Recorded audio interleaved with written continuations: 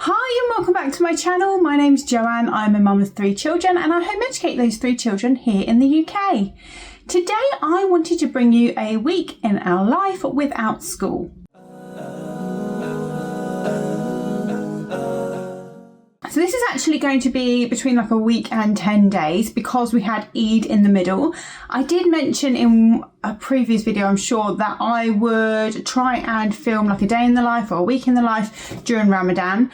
That did not happen because I just didn't have the energy levels, and of course the further we got into it, the lower my energy was. But I got quite a few pictures across the last few days before Eid, and we're only like a week out from Eid now. So everything we've been doing over the past 10 days is quite fresh in my mind, and I thought I would talk you through it. I think it's helpful for families considering home educating or who are already home educating to be able to see what other families get up to, because there's so many different ways that you can live out this lifestyle.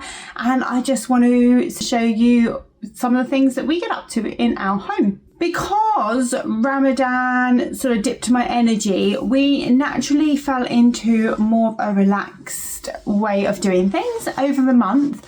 But since the month has ended, I have spoken with my children and we have decided that actually this is a really nice, happy spot for us to be in. And so I think we are going to continue with the way things are for a while. So the structure of our days recently has been that I spend one-on-one time with each of my children. They alternate, so across 6 days, we have each child go first twice, each child go last twice, and then obviously they also have the middle spot twice in a week. That seems to work really well. I would say the one-on-one time I'm having is about 40 minutes with each child, but sometimes it's slightly more, slightly less, just depends what we get up to. The things we've been doing within one-on-one time have varied according to the child, but my daughter, who is 5, is really enjoying doing colouring at the moment, and so she loves it when I print off some colouring and we do that together. So we have the same colouring sheet and we colour in different characters that she likes. She has not been too into phonics lately, and so I'm not pushing it because she is 5. She's already done a few levels of reading eggs and a few lessons from Teach Your Child to Read, and I'm kind of happy with where she's at. Sometimes I think kids need a little break to consolidate what they've learnt. And we've always said that we don't force academics before age 7, and I want to hold to that. And so if she's not feeling it, then I don't push it. I'm just being mindful in our everyday life to point out sounds that she does already know so that she doesn't lose that. And I also got some like little labels off of Twinkle, like labels for the house, and I'm just going to put simple, probably 3 or 4 letter words around the house. I'm waiting for some blue tack to arrive from Amazon this morning, and then I'm going to do that. It's just labeling things like bed, rug, stuff like that, so that she's used to seeing those words. I think that will help her. She also likes to create things with Play-Doh, or yesterday we played Roblox together during her one-on-one time. My middle son has always really enjoyed logic puzzles and things like that, so games we've played recently during one-on-one time have been things like Boggle, Hangman. We've been doing the New York Times puzzles. I've also been doing those with my older son during his time. My sons love Wordle, and sometimes they get the word quicker than I do. And if I'm struggling, I ask for their help with it. We also love doing pips. My eldest loves Sudoku. That's not as much of a favourite for my middle son. He loves things like Hangman. And then yesterday he spent the whole of our time teaching me to play Crash Bandicoot, which is really great if you are someone like me that grew up in the 90s. It's really reminiscent of Super Mario, those sorts of games. It was a really fun one. So we played that together on the PS5. My eldest son has been really, really into maths over the past couple of weeks. I will insert some pictures of him doing maths in just random places. We're sat in the garden and he'll bring his maths out. He just like keeps making himself these worksheets. It all started when he was trying to do double digit multiplication, or like 2 digits by 2 digits and then 2 digits by 3 digits. And he couldn't get it at first. He was getting quite frustrated. So he sat there. I didn't ask him to do this. He sat there for like half an hour until he got one right. And as soon as he got one right, he was off. Like, he just kept doing it and doing it and doing it. He checks the answer on a calculator, and I don't think he's got one wrong recently. Maybe yesterday he was one digit out on one of them or something, but he's doing into like the millions now. My mum absolutely loves maths, so I asked her to do a few with him when she came over last, and she pushed him into like the hundreds of thousands and the millions, and now he loves doing that. We also had Pi Day quite recently, and a few years ago he absolutely loved pi, as in the number 3.14159, whatever it is after that. And a few years ago he memorized it to like 30 places, and I remember one day he was telling me it to 30 places. I had to type it into Google to make sure it was correct, but it was. So yeah, it's funny how these fascinations come and go in our children, but maths has definitely been a keen interest of my eldest, and so that has reflected in one-on-one time. We yesterday played this game. It was called this algebra substitution game. It was linked to like Pancake Day, but it isn't Pancake Day at the moment, and so we didn't have pancakes or anything while we were doing it, but I just printed off the board game, laminated it, and we played that. The only thing was that there weren't many algebra equations on it. It's like you roll a dice, you land on a square, and you have to solve the equation, and the number on the dice is the X or whatever letter the algebraic equation uses. But we found that there weren't that many on there, so last night I wrote out a few more on there and I made them trickier. Algebra is one place that maybe it's one of a few places actually. We haven't covered algebra, like I haven't taught my son algebra yet, but he seems to get it at a basic level. And so I've just gone on to Twinkle and looked at, they have like a video series called Key Stage 2 Maths Concepts. I've made a sort of note to watch all of those videos, and I'm just watching all of the videos related to algebra through so that I can make sure that there's no gaps in his algebraic knowledge, because I'm guessing that his maths curriculum is going to step up a little bit in terms of algebra next year, and I thought that would be handy for me to just make sure that he knows that going forward. Talking of maths curriculum, we have switched up how we are doing maths. So prior to this past 8 months, we always did maths in a fun sort of gamey way, and then I would support that with mental arithmetic in the evening. My children, like my eldest two, are maybe aging out of the maths game style of doing things. They still like them, but I'm just aware that that might not be something we can continue as much going forward. And so we've brought the mental arithmetic back in the evening for my eldest. My middle was already using the Schofield and Sims mental arithmetic books, but I've continued it with my eldest. He's in book 6 and he is just answering 5 questions a night, and we're just gonna, I think, if that works, carry on doing that, and then I'm going to fill in any gaps I see, anything he's struggling with during the day, during that one-on-one time, using resources from Twinkle, or I can give him a quick lesson if needed. But that makes maths really just part of our everyday life. And like I say, this son has come on leaps and bounds recently with maths, and I think that's because he's had a spike in interest in it. And it can be hard when you're waiting for your children to have that spike of interest.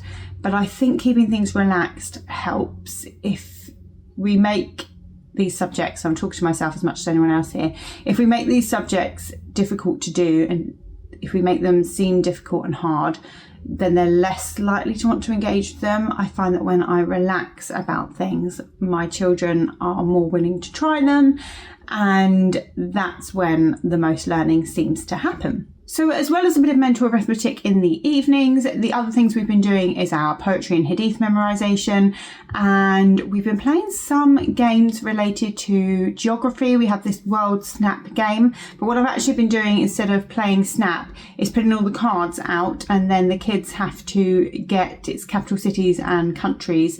They have to collect as many pairs as they can. We also play a flag game where you have to identify the flag. My kids love doing that. My boys actually came up with this game. They got an atlas out one dinner time and started quizzing each other on flags. So one person has to think of a flag, and then the other person asks, has it got a cross on it? Has it got a star on it? Is the background red or blue or whatever? And they love that game. And so sometimes we're playing that in the evening as well. We are also a big fan of Brainbox, which I have here. This one is the English Brainbox. We've also got the space version, and they're fun. Even my daughter, who's only 5, can play the game on sort of a lower level. You look at the card for however long, we give ourselves 20 seconds, and you are supposed to memorize what's on there, and then the other person asks you questions that are on the back.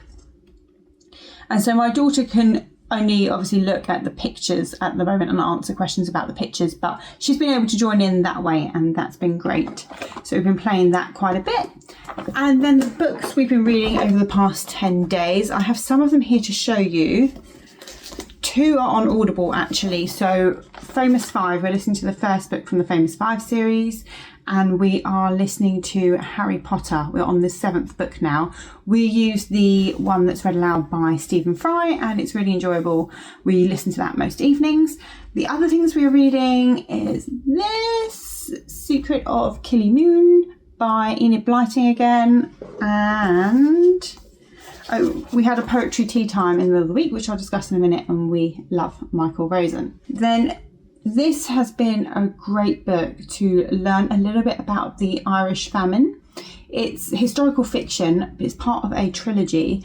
The first few chapters, my kids were not too responsive to it, and I was thinking that I might have to move on or get another book, but actually now they really like it. And one of my middle sons, at one-on-one times, actually we looked up this lady, the author, on YouTube, and we found her speaking about being an author and her inspiration for the book, and my middle son found that really inspiring. He says he does want to carry on to the next 2 books in the trilogy. So yeah, this is great. The second chapter, I think what put my kids off was that the second chapter is very sad, and I was crying as I was reading it, and I think that sort of worried my children, bless them. They were a little bit concerned about mum, and I don't think that's bad though in a book. I think a book is supposed to bring out your emotions, right? But yeah, it's really good. I highly recommend that if you're in that period of history. In terms of what we got up to over the week, on the Wednesday, which was the second to last day of Ramadan, we had a friend come and spend the day with us, and that was lovely. This friend is really close to all 3 kids, and she's a neighbour, so she can spend a lot of time here, which is great. It works out great for all of us. On the day that she was here, we did a volcano experiment kit. It's a National Geographic one. A colleague of my husband's gave it to him, and it's fantastic actually. We got to make the volcano, then we got to put it in the oven and bake it, and then after that you wait for it to cool, you paint it, and then you have the stuff that you put in the top so that the reaction takes place. And there's a little booklet that goes with it, and so I read to my children about what was happening with the chemical reaction, and then in the evening, for about 2 evenings, I read the whole volcano booklet aloud to them, and yeah, that was really good fun. The same day, my eldest and his friend decided to bake a cake for poetry tea time. We read some Michael Rosen books. I put out some notebooks for all of the children because I said that maybe we could write our own poems. They didn't take to that. They were a little bit distracted with their game, but that was fine. The cake they made us was gluten-free so that my daughter could eat it, and it was absolutely delicious. Thursday was a pretty normal day. Friday was Eid, and so we went to Legoland. Legoland Windsor have some amazing discounts for homemade families. That's well worth checking out. You have to email them at least 10 days in advance if you're a home educating family and you want the discount, but that will be worth doing if you are looking to go to Legoland anytime soon. All 3 kids really enjoyed it. There were some roller coaster type rides for my eldest children. They are used to more extreme rides because we've been to Paultons Park a few times and they enjoy more extreme rides nowadays. But what was great about Legoland was that my daughter could join in on a lot of the things. She did her first drop tower and she absolutely loved it. She went on about 3 more times afterwards. She got to do the little driving school they have there. It was a really fantastic day out. Then the next day was the day that we went round our in-laws for Eid. My in-laws live just sort of 5 minutes down the road, and my kids have some cousins there, and so they hung out with their cousins for the morning. We ate some yummy food. It was very, very nice.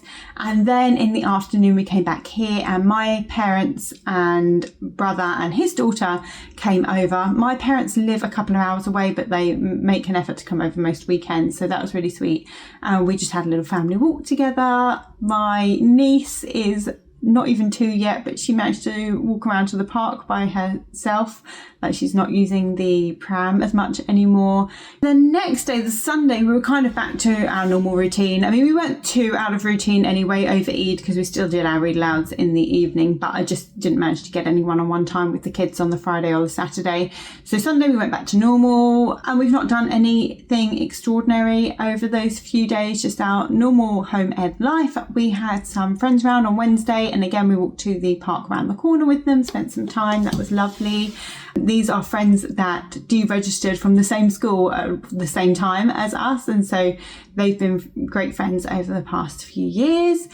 And I think that's about it. Yesterday, actually, because I'd read the volcano booklet and it discussed geodes, I remembered that I had some geodes in the cupboard. We'd smashed some open a few years ago, but I'd over-ordered them from Amazon, and so I kept a few in the cupboard, and then yesterday over lunch I got them out, and we had great fun breaking them open and looking inside, and that was something a little bit out of the ordinary that we got to do as well.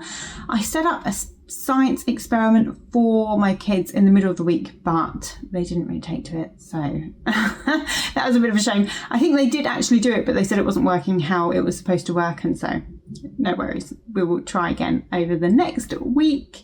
There's been lots of artwork going on in all of my week in the life videos. There's a lot of artwork. We got some really nice felt tip pens, the ones that have like one thick side and one thin side, and there's like 72 in this pack, and so my kids absolutely love drawing with those, and they have been drawing in their notebooks every evening during read aloud time, and also during the day I put them on the table downstairs in the art room, and so that encourages them again to get them out and to play around with them.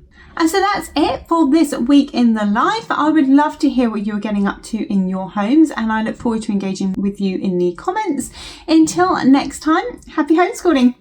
Take care.